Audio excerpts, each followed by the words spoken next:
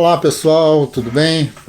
Hoje, 12 de junho, Dia dos Namorados aí no Brasil. Estamos aqui de volta para fazer as nossas resenhas, né? Conversar sobre textos, livros e poesias e coisas do tipo e que podem nos ajudar de alguma maneira a compreender melhor o nosso campo do conhecimento, a nossa geografia, coisas assim também. Então, nesse sentido, para mais uma resenha, hoje escolhi dois textos. Um que é um texto produzido pelo historiador inglês, o Thompson, um texto que se chama Tempo, Disciplina de Trabalho e Capitalismo Industrial.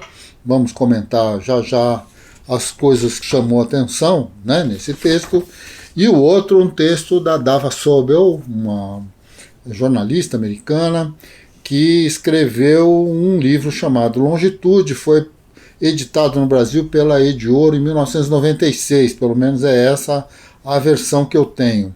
A do Thompson é um dos artigos que compõem um livro dele chamado Costumes em Comum, Estudos sobre a Cultura Popular Tradicional, publicado no Brasil pela Companhia das Letras em 1998, e o texto sobre o qual nós vamos falar está entre a página 267 e 304 desse livro. Ele se chama, então, Tempo, Disciplina de Trabalho e Capitalismo Industrial, como já observamos.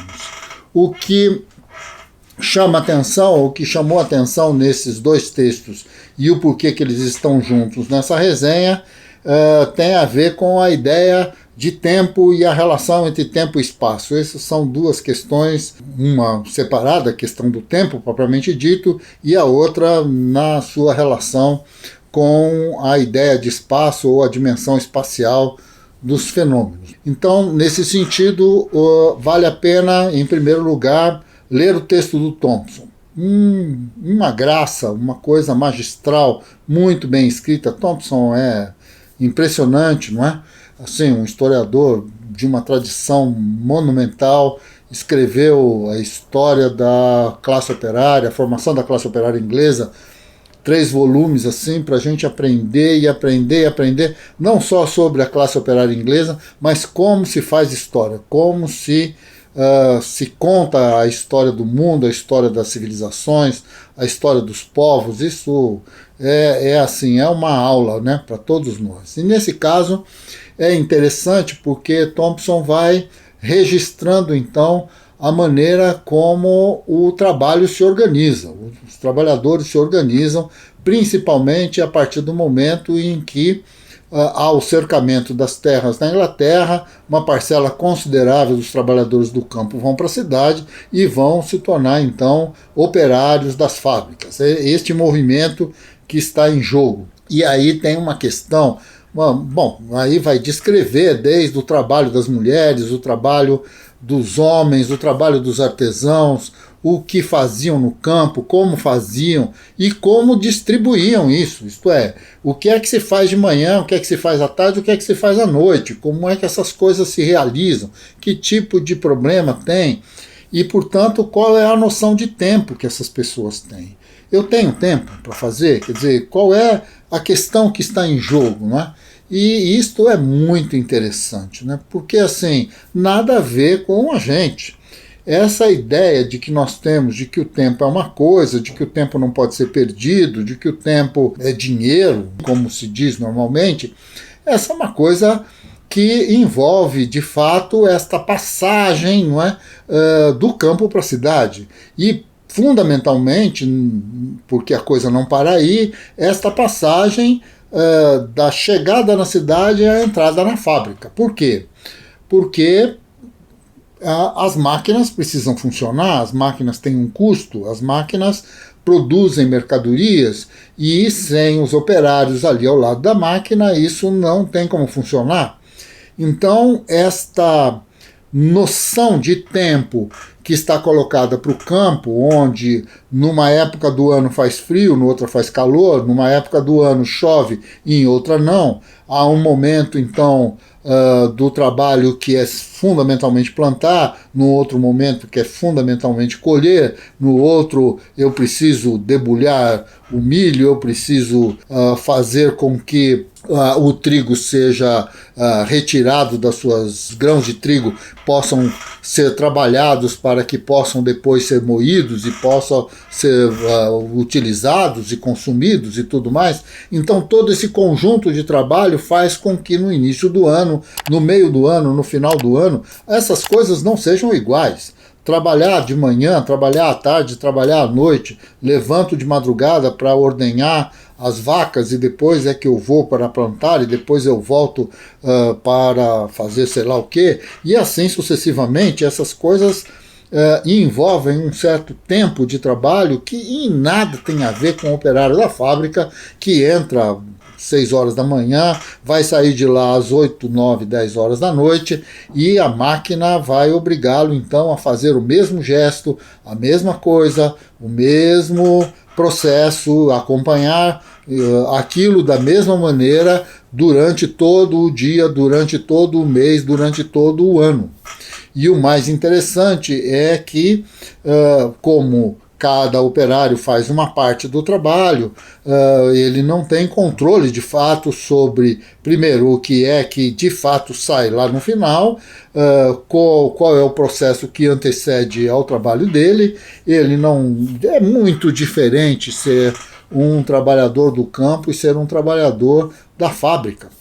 Este processo, portanto, não é uma coisa simples. Eu não tiro um homem que trabalha no campo e que faz cada tarefa a cada época do ano e o coloco dentro da fábrica e tudo se ajusta e tudo se faz.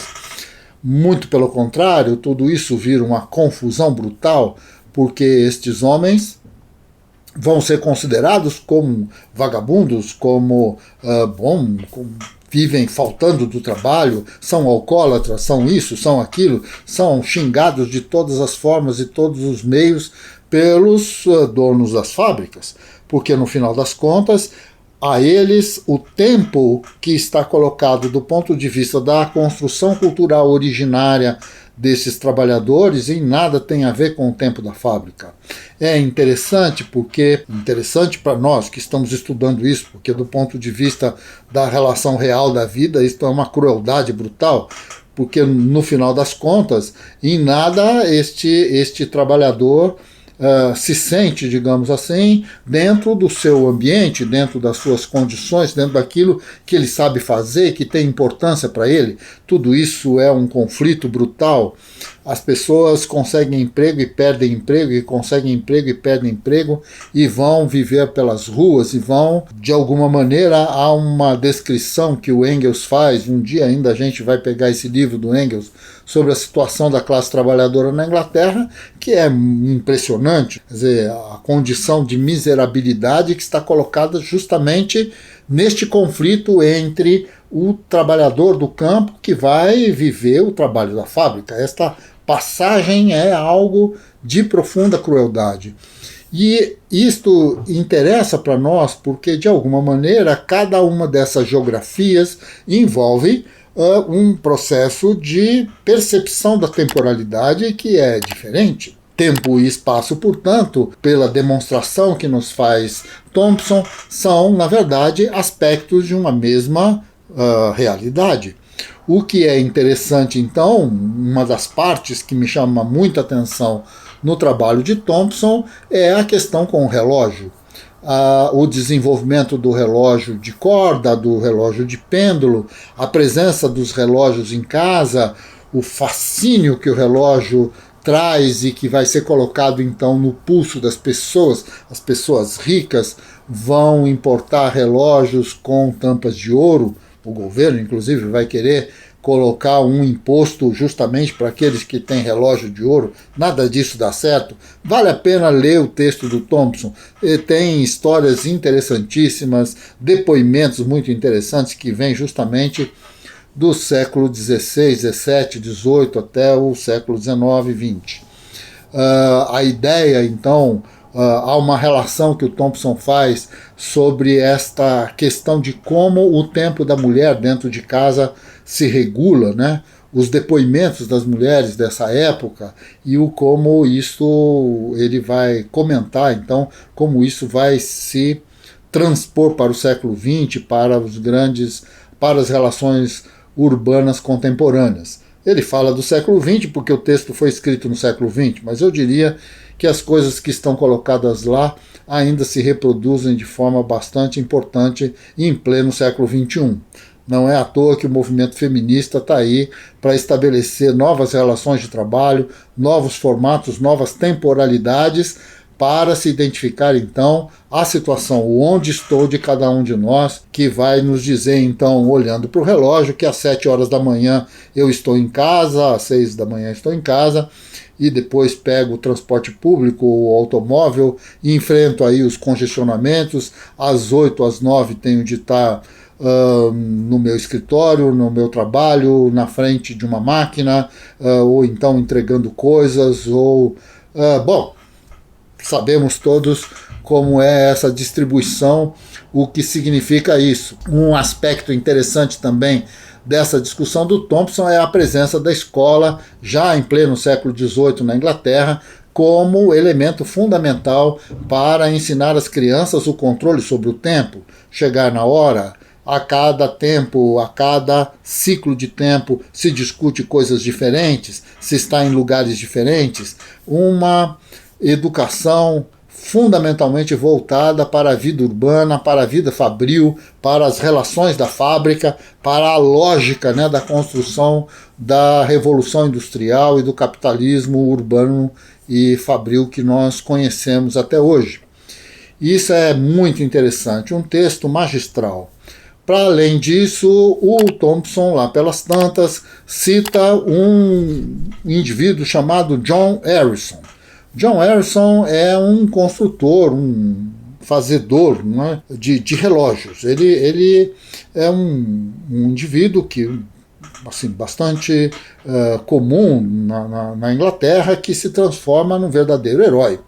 Porque, na verdade, como nos conta então sobre esse mesmo indivíduo e a sua história, né, a Dava Sobel, é ele que vai construir o relógio com a precisão necessária para que os navios ingleses possam sair e saber exatamente a longitude, porque a latitude já se tinha, a partir do momento em que eu sei que dia que estou, a posição do sol, sei basicamente qual é a latitude em que me encontro. Mas como eu não sei que horas é lá no meu porto de origem, porque no final das contas os relógios de corda, eles, à medida em que as temperaturas vão mudando, aqueles metais vão se contraindo ou vão se expandindo e o relógio trava, o relógio de pêndulo para porque o navio balança e não havia como ter o controle sobre a hora que se estava e a hora que era necessariamente a identificadora do porto de origem.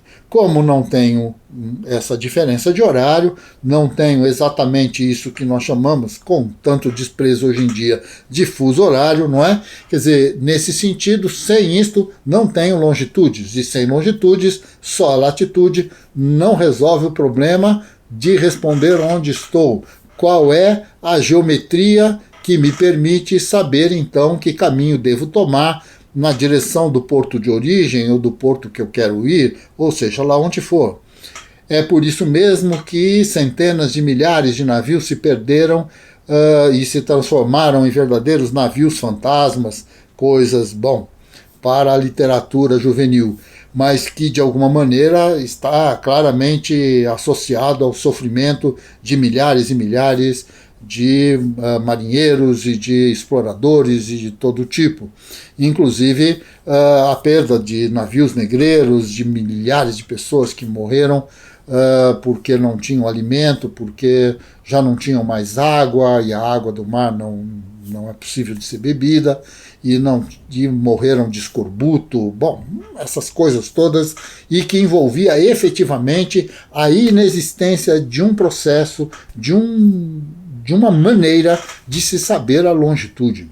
Mais uma vez, ambos os livros se conjugam, então, justamente nesse sentido, o de demonstrar que a identidade dos tempos é, na verdade, a identidade dos lugares. E nesse sentido, tempo e espaço são duas dimensões de um mesmo fenômeno. Não há um tempo que não seja o tempo de uma espacialidade, não há uma espacialidade que não seja a espacialidade de uma temporalidade. Esta relação tão complexa e tão interessante que de alguma maneira acaba desvirtuando discursos de todos os tipos, mas que estão associados de fato ao mundo real, ao fenomênico, às coisas do mundo, ao movimento que elas têm, ao fato de elas se transformarem. E que umas se transformam num tempo e a outra se transformam num outro tempo. E esses diferentes tempos de transformação é que, na verdade, dão a diferencialidade das formas e das relações que estão colocadas no mundo. Este conjunto de questões tão bem trabalhado pelo Thompson e tão bem trabalhado pela Dava Sobel, acho que são literaturas, são textos maravilhosos para que a gente possa ler, refletir, entender e aí desenvolver então as nossas ideias sobre o mundo, sobre a geografia, sobre esta nossa missão que está associada a responder onde estamos enquanto pessoas, enquanto povos, enquanto civilizações, enquanto que somos. Caríssimas e caríssimos, um ótimo final de semana. Na semana que vem voltamos na segunda-feira para discutir esta coisa de se ensinar a geografia do Brasil, não para discutir a geografia do Brasil propriamente dita, mas o seu ensino, e vamos então desenvolver um conjunto de ideias que estão associadas então ao que nós entendemos sobre geografia. Quarta-feira que vem, mais conceitos de geografia e na próxima sexta outras resenhas para que a gente possa continuar conversando. Um ótimo final de semana, um feliz Dia dos Namorados a todos e a todas e que a gente curta um pouco a vida mesmo que não possamos sair de casa. Não saia de casa, cuide-se, mantenha-se vivo para que a luta possa continuar. Um abraço, até mais, bom final de semana.